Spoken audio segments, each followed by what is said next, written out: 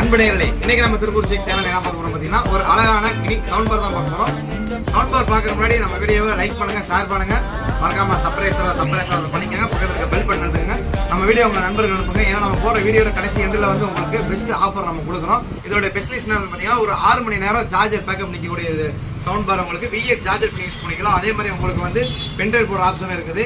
Extra வந்து என்ன கொடுத்துருக்காங்கன்னா ஆண்ட்ராய்டா கொடுத்துருக்காங்க. இதை சாங் ப்ளே பண்ணி காட்டுறோம் பாருங்க. இதான் அதோட டிசைனு.